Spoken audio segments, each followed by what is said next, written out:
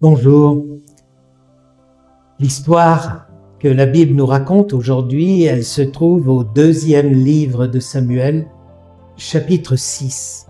Nous avons un très bel épisode, mais enfin je vous dis ça tous les jours parce que je trouve que la Bible ne nous montre que des épisodes très beaux, en tous les cas qui peuvent nous enseigner.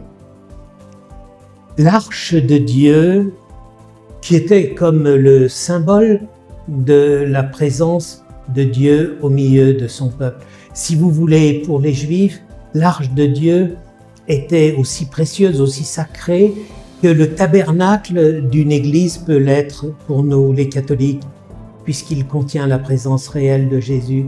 Dans l'arche, il y avait les signes de la présence de Dieu. Et donc, cette arche, il y a des moments où elle a été prise par des ennemis au cours des batailles qui ont été livrées. Enfin, ça a été une série de péripéties compliquées. Et voilà que dans ce chapitre 6 du 2e livre de Samuel, nous assistons au retour de l'arche. Donc, le roi, c'est David. Le roi Saül est mort il y a déjà quelques chapitres. C'était à la fin du 1er livre de Samuel. David est roi et David, il a un cœur tourné vers Dieu. Il aime Dieu. Et alors quand l'arche revient à Jérusalem, pour lui, c'est une joie extraordinaire.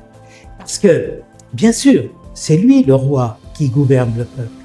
Seulement David, il sait bien que lui, sans Dieu, il ne peut rien. Alors le fait que l'arche revienne à Jérusalem, pour lui, c'est une très grande joie. Il sait qu'il va pouvoir à nouveau s'appuyer sur la présence de Dieu qui sera à son côté.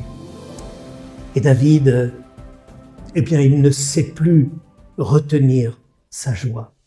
Il va se mettre à danser autour de l'arche. Et vous savez, quand on danse, on s'échauffe, on transpire, et donc petit à petit, il se retrouve à danser juste avec un pagne.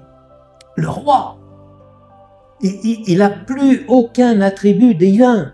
Il est en pagne et il danse autour de l'arche. Quand il va rentrer au palais, sa femme va le prendre entre 4 yeux pour lui dire « Tu t'es ridiculisé aux yeux du peuple. Tu es le roi. Tu ne peux pas te laisser aller à des manifestations comme ça sans retenue. » Et lui, David, il écoute sa femme parce qu'il faut toujours écouter sa femme. Mais au fond de lui-même, il se dit « Je suis bien content de ce que j'ai fait parce que ma joie était tellement grande. » Alors aujourd'hui, je voudrais vraiment te souhaiter de connaître une joie aussi grande qu'a pu connaître le roi David. Peut-être que tu la connaîtras pas aujourd'hui, peut-être que ça sera demain, dans 15 jours, dans 6 mois.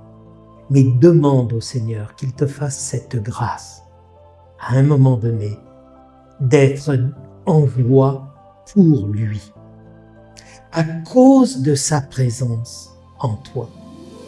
Est-ce que tu réalises que tu es l'enfant bien-aimé de Dieu et que Dieu, il prend son plaisir à être en toi. Tu fais sa joie et sa joie, c'est d'être avec toi.